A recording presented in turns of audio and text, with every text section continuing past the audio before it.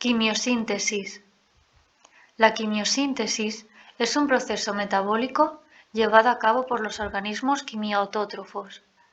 En este proceso se sintetiza ATP a partir de la energía que se desprende de las reacciones de oxidación de determinadas sustancias inorgánicas reducidas, provenientes de la descomposición de la materia orgánica, como el ácido sulfídrico, y que al oxidarse se transforman en sustancias minerales, como ion sulfato, que pueden ser absorbidas por las plantas y que se presentan como elementos necesarios para el desarrollo de estas. Vamos a ver con más detalle el proceso de la quimiosíntesis. En este proceso se diferencian dos fases. Una fase en la que los compuestos inorgánicos reducidos actúan como donadores de electrones, provocando que, por una parte, el compuesto se oxide al transferir los electrones en la cadena respiratoria y, por la otra, que estos electrones cedidos viajen por la cadena respiratoria, haciendo que durante su recorrido las proteínas bombeen protones hacia el exterior, contribuyendo así a la generación de una diferencia de potencial electroquímico.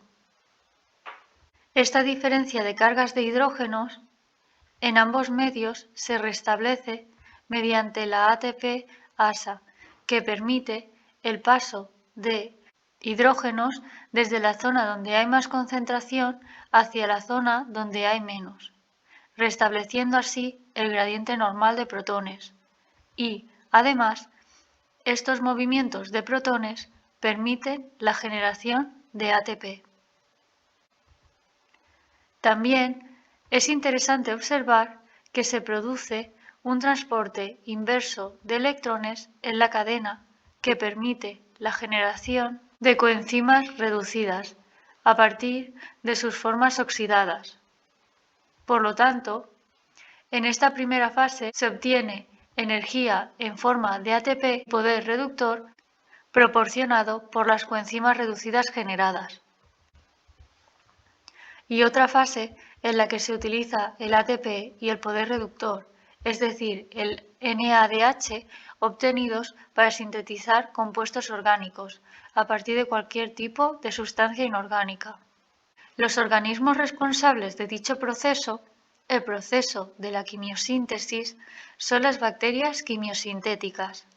Estas bacterias descomponen la materia orgánica muerta como cadáveres de animales y son clasificadas en los siguientes grupos según su fuente de energía: en bacterias oxidadoras del azufre, bacterias del nitrógeno, bacterias del hierro y bacterias del hidrógeno. Las bacterias oxidadoras del azufre son aquellas bacterias que obtienen la energía de la transformación del ácido sulfídrico a compuestos oxidados del azufre. Las bacterias del nitrógeno son un grupo de bacterias que se encargan de oxidar compuestos reducidos del nitrógeno para conseguir energía. Existen dos tipos: las bacterias nitrosificantes y las bacterias nitrificantes. Las bacterias nitrosificantes, que son las que oxidan el amoníaco en nitritos para obtener energía. Dentro de este grupo se encuentran las bacterias del género Nitrosomonas. Y las bacterias nitrificantes, que son las que transforman los nitritos en nitratos. De esta forma obtienen energía.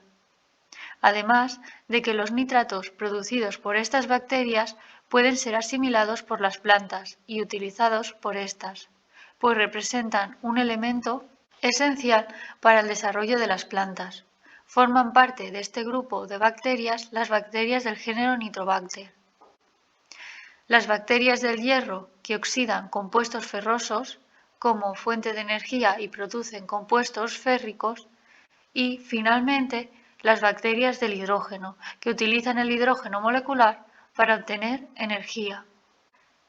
Hay que puntualizar que en este último caso no es necesario el transporte inverso de electrones en la cadena transportadora de electrones para obtener poder reductor.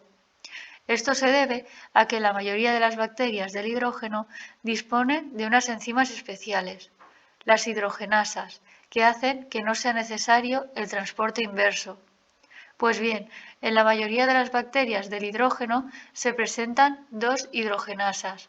Una hidrogenasa se encuentra en la membrana plasmática y se encarga de la oxidación del hidrógeno y del transporte de electrones a través de la cadena transportadora para generar ATP, mientras que la otra hidrogenasa se encuentra en el citoplasma y es la que se encarga de producir el poder reductor, el NADH.